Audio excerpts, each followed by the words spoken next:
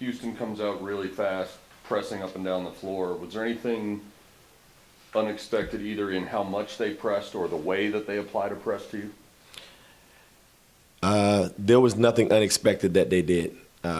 We talked to our players. We explained to them the enthusiasm, the effort, the energy, the excitement that Houston plays with.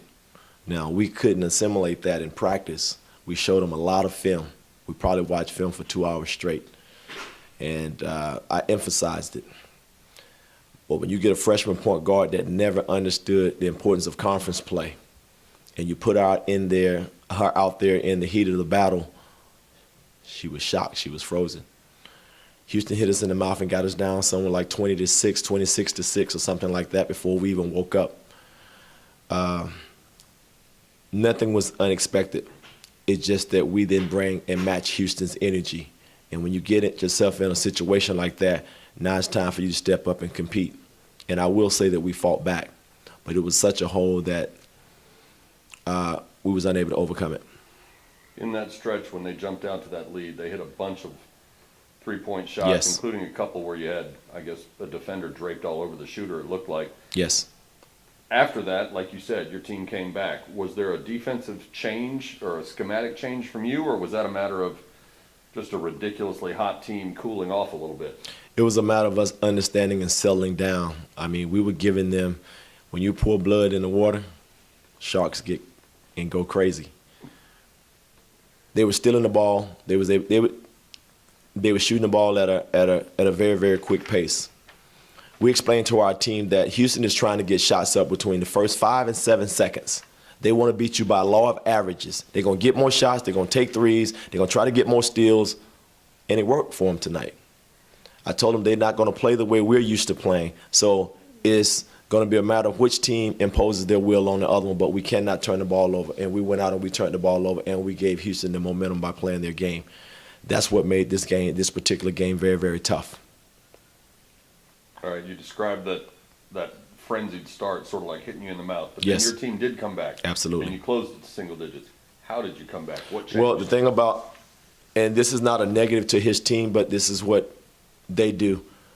I played on a team that played that style of play. Players buy into it. Players have a lot of fun. But what they do is they give you an opportunity to get back into the game. They shoot quick shots. You just have to make shots. You have to get to the foul line. I thought we probably was a better defensive team, but we didn't show that tonight because we gave them their shots. A disciplined team would take away what their strengths are, which is their threes, and then you would clog the paint. We were able to give them threes and also gave them some fouls. We came back because Houston gave us many opportunities to come back, but we didn't make enough plays. When we got it down to 6, we gave up another 3. When we cut it in the second half, we still gave them back to momentum. What we did, we just started to make a few plays instead of turning the ball over. Kenzie Adams, 25 points, 9 of 20 shooting, 6 of 7 from the line. How was she able to sort of fight through that storm and turn in a strong performance? I would say she fought through it just like our team did. It was Houston's going to give you opportunities. But what we need to do, we need to make plays in that storm to slow that momentum. I think the pace of the game, the momentum of the game had an opportunity to change, but we wasn't making shots. Kiara Perry early in the game was trying to make plays. We had opportunities in transition. We either turned it over or we bobbled it. We made a couple plays. Mackenzie was able to play and get those statistics midway to the latter part of the game, which did give us an opportunity to come back, but once again, it wasn't enough. You finished with 15 assists tonight. It seems like over the last 4 or 5 games, the assist numbers have been getting better and better. I mean, you feel like the ball movement in general with the team's getting better? Well, when you get assists, then you know you're playing as a team. When your assist rates are down and your assist to turnover ratio has to be in the positive. If it's in the negative, you're probably playing one-on-one basketball. When you get into conference play, in conference play, possession games matters the most. You can't give teams quick starts. You can't give them long and big runs. You have to be able to control the possession, and that's the movement of the ball. That's the only way. Houston don't want you to run a play.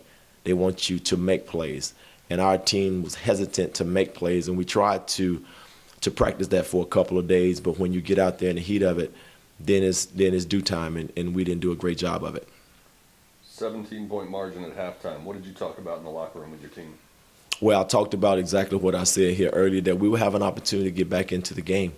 It's just a matter of whether or not we compete. It matters whether or not we show our defensive presence, and we cannot give them second and third shots. They will shoot threes. I think we cooled them down in the second half on the three-point line until later in the fourth quarter where they made a few, but we just didn't make enough plays. I mean, a team that shoots 27 3, I mean, a lot of times that can lead to long rebounds. They only grab 7 offensive rebounds. Would you be impressed with your rebounding tonight? Yeah, we did a better job, and I was impressed before we even got into the game. I was excited about how we prepared for us boxing out and not giving second and third rebounding opportunities, because a game prior to this one, A&M did a number on us for us rebounding the ball, and we didn't do a great job rebounding the ball, so we wanted to improve in that area. But now it's conference play. It's now scouting report defense. You have to shift gears, and you have to not only do one thing good, you have to do multiple things well, at least good, and you do have to do something extremely well. I would love to take care of the ball and not turn it over well throughout conference play. Next to that, I would like to rebound the ball extremely well.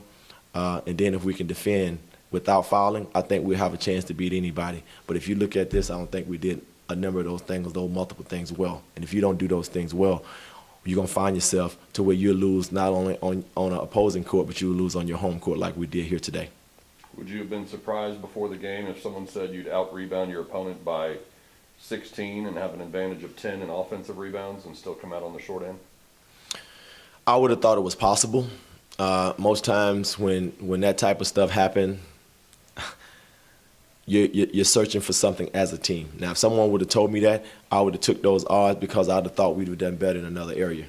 But I'm going to just tell you, there's an intangible. Let's just talk about an intangible. The intangible of this game here tonight was enthusiasm, and it was energy, and it was pouring out of the Houston players, and they was playing extremely hard together. I must compliment that team because that team played extremely well.